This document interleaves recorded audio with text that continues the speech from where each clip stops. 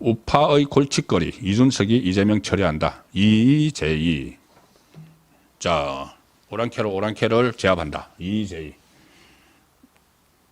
공교롭게도 두 사람 다 이씨죠. 이씨. 그러니까는 이씨를 제압한다. 이준석으로 이재명을 제압한다. 이런 의미도 되겠습니다. 지금 이준석이 본인도 엄청난 비판을 받고 있지만은 일단 이재명 잡는 매로 등장을 했습니다. 이재명 잡는 매 이준석. 오늘 또 상당히 지저분한 논란으로 막 갑니다. 아주 저질 논란으로 가는데 이런 또 논란도 있었습니다. 조성래 민주당 선대위 수석 대변인. 자, 이제 선대위 수석 대변인이 나서서 후보 아들 지금 앞가림을 해주는 후보 아들 대신 방어를 해주는 자 그런 지경까지 갔습니다. 거기는 뭐 배우자실에 현역 국회의원도 2명이나 있죠. 김혜경 씨와 관련해서 거기서 김혜경 씨 논란은 방어를 하는데 이 아들 실은 없으니까 이 아들 논란에 대해서 수석 대변인이 나서서 방어를 합니다. 방어를 하는데 참 유치합니다. 이게 본인들에게 도움이 된다고 이 문제를 꺼냈는지 말씀드리기도 민망한 이야기들인데 일단 이렇게 이야기합니다. 브리핑을 해서 이준석 후보가 주장하는 바는 일부 사실과 허위 사실이 교묘히 섞였다. TV 토론에서 한 발언은 명백한 허위 발언이다. 이게 무슨 이야기냐 하면은 조성래 대변인 이렇게 이야기합니다. 남성, 여성의 성을 바꿨다. 그리고 질문이 여성 혐오에 대한 질문이었다. 명백히 허위다.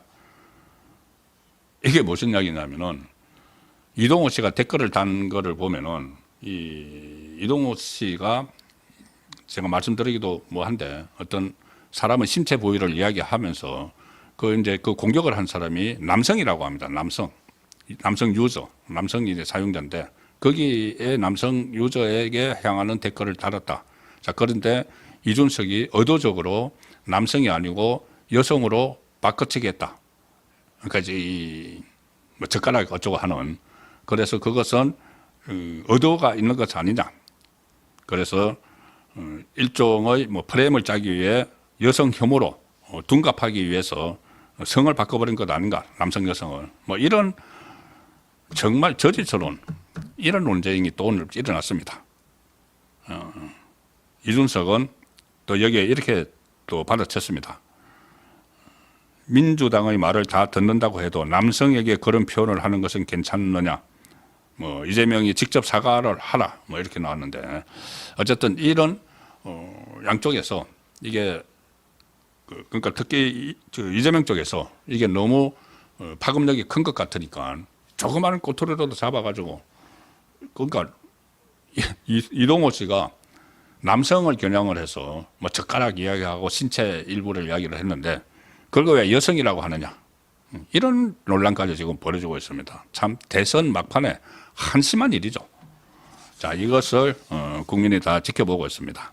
자, 이렇게 되니까 이준석도 본인이 이제 살기 위해서 그 TV 토론에서 엄청난 폭언을 했는데 살기 위해서 계속 내 말이 그 표현이 잘못되긴 했지만은 맞는 말이다 해서 이준석을 계속 공격을 하죠. 이재명을 계속 공격을 하죠. 그러니 민주당에서 또 대응을 한다고 이준석 망언집을 하루 만에 발간했습니다.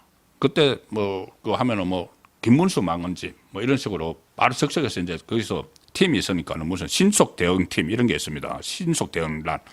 여기서 이준석 망언집을 발간을 했는데 이게 또 진흙탕으로 둘이 같이 빠져들고 있습니다. 이재명과 이준석이.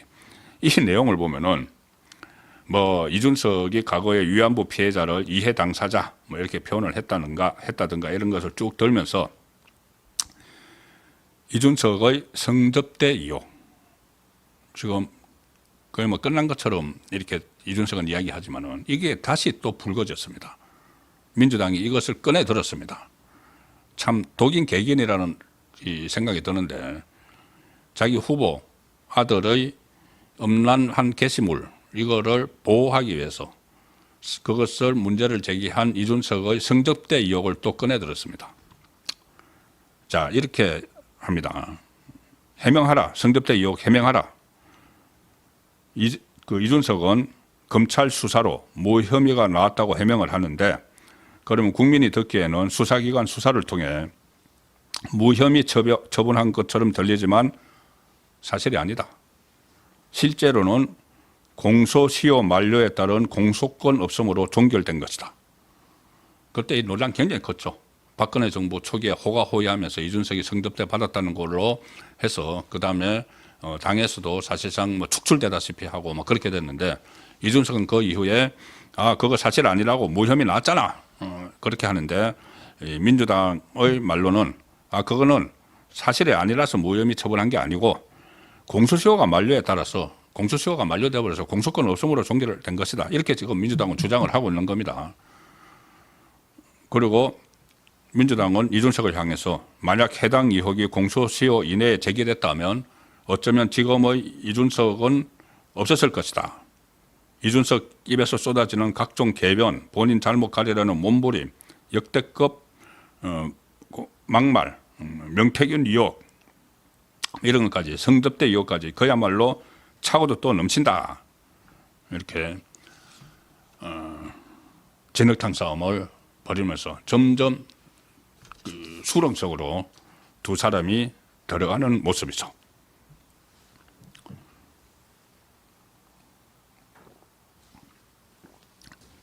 이것이 얼마나 파급력이 큰지 이재명의 대응을 보면 압니다. 이재명이 지금 오늘 오전까지는 이 문제에 대해서 발을 뺐습니다.